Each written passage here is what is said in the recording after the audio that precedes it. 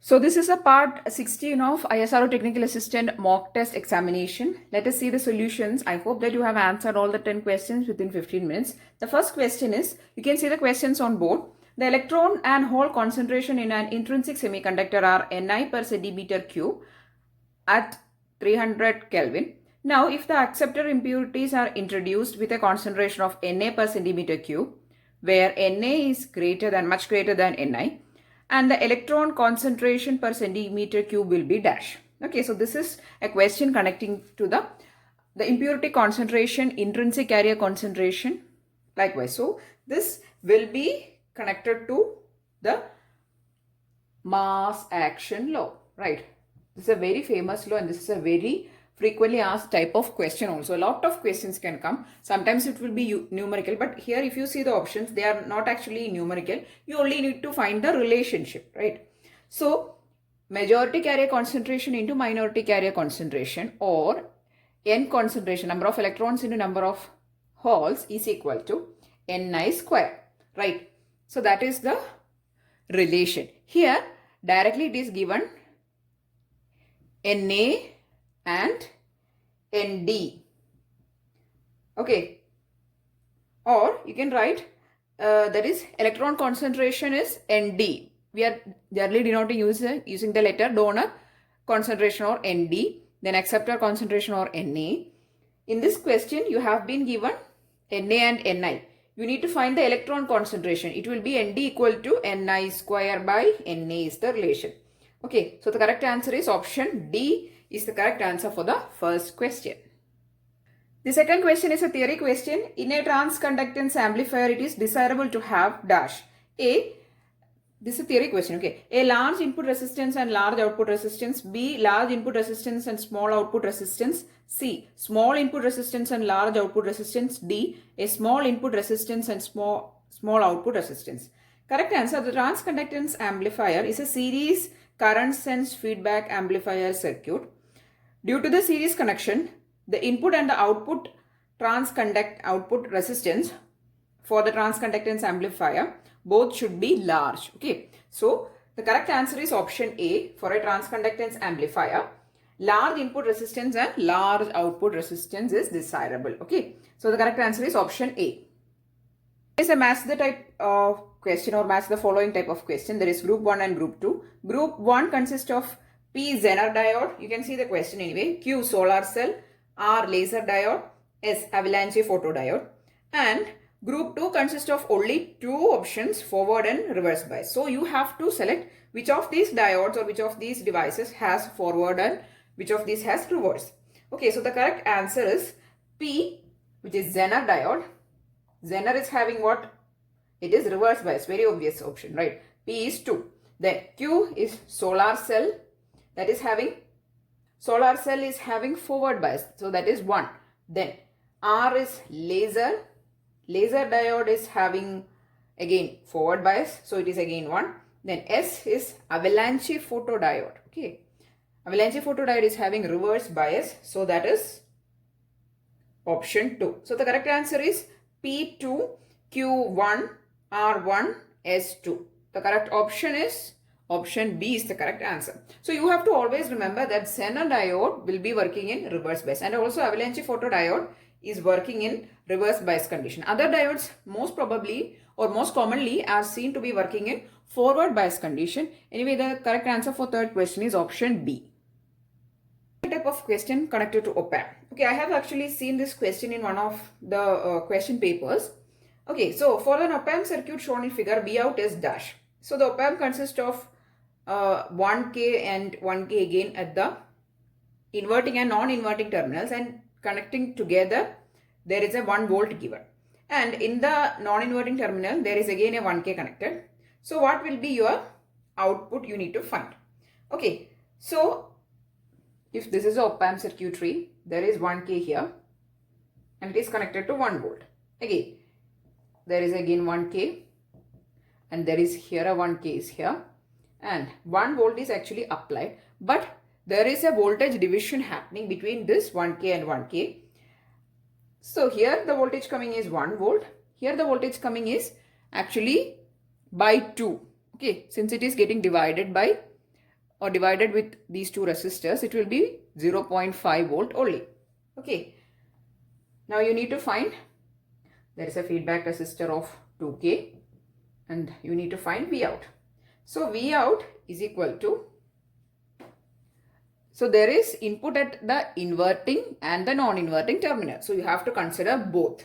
Okay, I have done a detailed formula revision video of op-amp. Please to have a look in order to find the find this equation and everything. Okay, so V out will be X into minus 2K by 1K plus Y. We'll put X and Y. Later on we'll put 1 and 0.5. Y into 2K by, sorry, it is a non-inverting, and the equation is 1 plus RF by RI, right? So 1 plus 2 by 2K by 1K, right? So this is a very simple concept. I'll explain it to you. See, this op-amp consists of inverting input and non-inverting input. What is the case of, that is, what is the equation for an inverting amplifier? It is minus RF by RI. So that's why minus RF by R input, right? Now, for the case of a non-inverting op-amp, what is the case? It is input into, input at the non-inverting terminal into 1 plus RF by RI, right? This is, RF is 2K, RI is 1K. So you have to substitute it. So I'll write it minus RF by RI, and here it is 1 plus RF by RI into their corresponding voltages coming to the terminals, that are X and Y. Now substitute the values for X and Y. X is 1, Y is 0.5.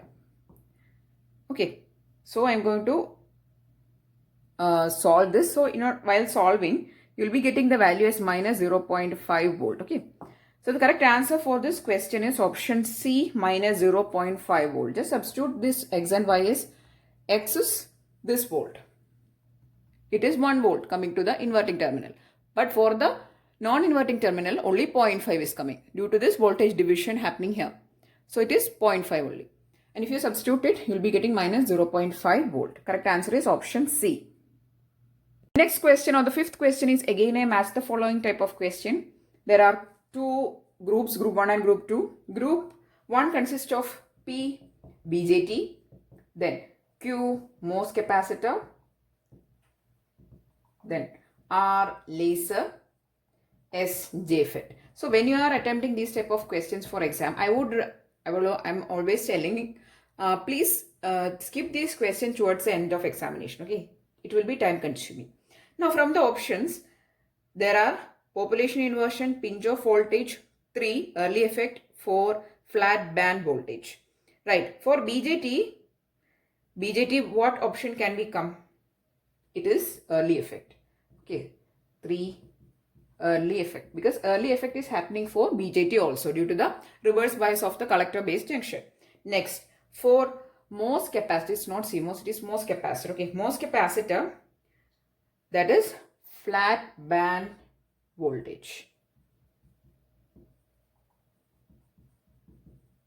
Then for laser, that is R, population inversion is happening. Sometimes it can be coherent emission. So that can also come. Okay, population inversion happens for laser. So it is 1. Then JFET, pinch off voltage. Okay, that is 2 pinch off voltage. So we know that pinch off happens for JFET here. So you can connect S with 2, and then population inversion is happening for the laser, and MOS capacitor, there is a flat band voltage. So these are actually theory core concepts, and if you know the basic things of these MOS capacitor, BJT, laser and JFET, you can answer this question. So P, the correct option is P3, Q4, R1 and S2, and from the options, correct option is option C. The next question is from communication system. In a GSM system, 8 channels can coexist in 200 kHz bandwidth using TDMA. Okay, a GSM based cellular operator is allocated 5 MHz bandwidth Assuming a frequency reuse factor of 1 by 5, 5 cells repeat pattern it is. A maximum number of simultaneous channels that can coexist in one cell is dash. Okay, so first you have to understand this question. I would request you to read the question once again. You can see the question on board. Okay, so the total bandwidth allocated is 5 megahertz, right? Total bandwidth is 5 megahertz. Then there is 5 cells repeating. It is given that 5 cells repeat pattern it is. So when we are studying cellular concept, we are studying that some cells are repeating and it will be considered as a cluster. And in that cluster, some cells will be allotted. There will be a number of cells for each cluster.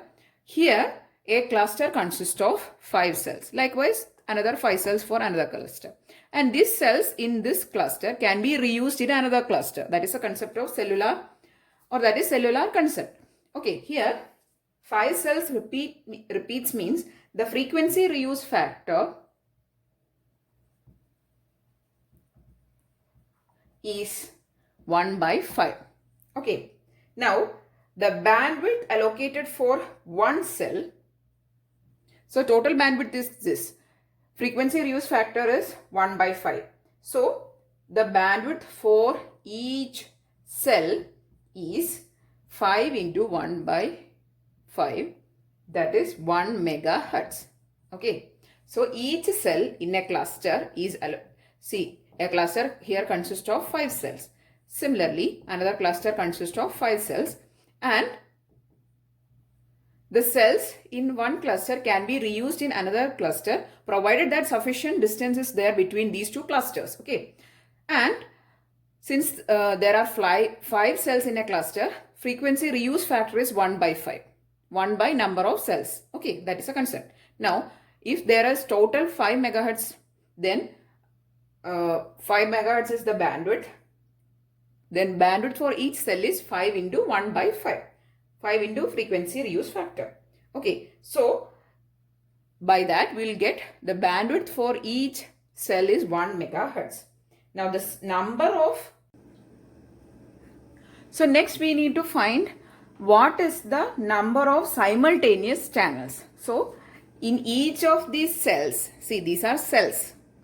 We are making some geographical locations and we consider it as a cell. And in that cell, there can be n number of simultaneous channels. Okay, we need to find that number of simultaneous channels. That is a question. Okay, now it is given that for the TDM system which this GSM system is following, there are 8 channels in 200 kilohertz. That is, in 200 kilohertz, 8 channels is possible.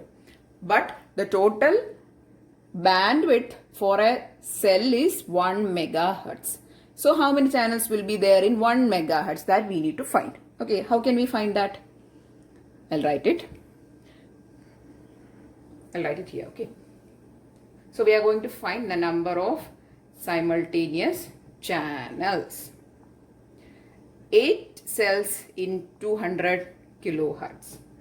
So we need to find in 1 megahertz how many channels are there. That is a question. It is actually some aptitude type of solving, right?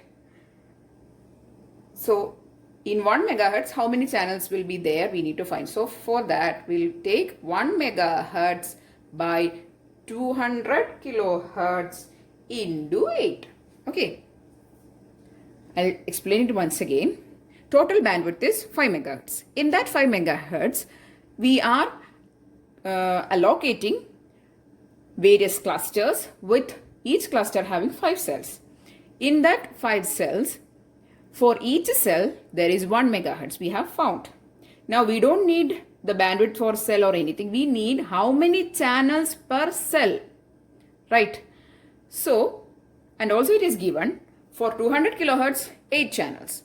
If a channel bandwidth, if a cell bandwidth is 1 megahertz, then how many channels are there in this 1 megahertz or in one cell that we need to find. So for that, we'll take 1 megahertz by 200 kilohertz into 8 and the number of channels that we are obtaining here is 40. Okay, correct option is option B. So if you want me to take a video on cellular concept, I'll do that, because this concepts will be more clear only if you understand what is cellular concept, what is frequency reuse, what is cell allocation, all these things. Okay, so the correct answer for this question is option B is the correct answer, 40. The next questions 7, 8, 9, 10 I have included from 8051, okay, because a lot of request is coming to include questions from 8051. Many people want videos on microcontroller, so that's why I'm including. Okay, so the next question you are seeing from 8051. Name the architecture and instruction set for microcontroller. A. Von Neumann architecture with CISC instruction set. B. Harvard architecture with CISC instruction set. C. Von Neumann architecture with CISC RISC instruction set. D. Harvard with RISC instruction. The correct answer is option B. Harvard architecture with Harvard architecture with CISC instruction set. Okay, so that is they are following CISC or complex instruction set computer type of instruction set they are following, and the architecture is Harvard architecture. Okay, so 7th question correct answer is option B. 8th question, number of I/O ports in 8051 microcontroller. A. 3 port, B. 4 port, C. 5 port, D. 4 port with last port having 5 pins. Correct answer is option B. 4 ports are there, port 0, port 1, port 2 and port 3. Okay, so there are how many ports or port sets? There are 4. Okay, correct answer is option B, 4 ports. Auxiliary carry is set during which condition? When a carry is generated, A. When a carry is generated from D3 to D4. B. When a carry is generated from D7. C. When a carry is generated from both D3 to D4 and D7. D. When carry is generated from either D3 to D4 or D7. The correct answer is option A. When a carry is generated from D3 to D4, then auxiliary carry is set 1. When a carry is generated from D7, then carry flag is set 1. Okay, so there are two separate flags for D7 and from D3 to D4. That is auxiliary carry and carry flag, and these flags are present in PSW register. Okay, so the correct answer is option A, when a carry is generated from D3 to D4. What is the address range for SFR? SFR is special function registers. What is the address location? A. 80H to FEH, B. 00H to FFH, C. 80H to FFH, D. 70H to 80H. Correct answer is option C, 80H to FFH. You can find the special function registers of 8051. Okay, I have done a video on some registers and all of 8051. In that is actually included in the microcontroller and microprocessor playlist. You can watch that video. You can find there this address, location and everything.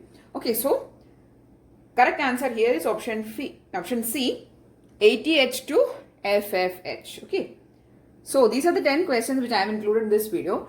So many people do tell me that please include questions from medium to hard level, but you have to expect questions which are in the level of technical assistant examinations. So these questions, these type of program counter or 8051 theory questions are also very important. You cannot skip them. You cannot only concentrate on numericals. You have to also concentrate on these questions also, because when coming to the marks, both are having same marks, right? So if you are only practicing numericals, means you may sometimes lag behind. So please do give importance to these concepts also. For example, in the match the following type of questions, you have to know the concept to match the items properly. So when you are only focusing on numericals, sometimes you may miss out these type of questions. So I would always suggest you to give importance to both. Theory questions are also important. Numericals are also important. Okay. Anyway, so these are the 10 questions. I really hope that you found these questions useful. So this is a part 16. We have done a lot of mock test series videos. Please do make these videos reach your friends. Please do share it. Please do help me in making the channel reach more people. So that's it. I really hope that you found it useful. If yes, please do give it a thumbs up and also share it. And if you want more videos, please do subscribe to the channel. Thanks for watching and keep on watching.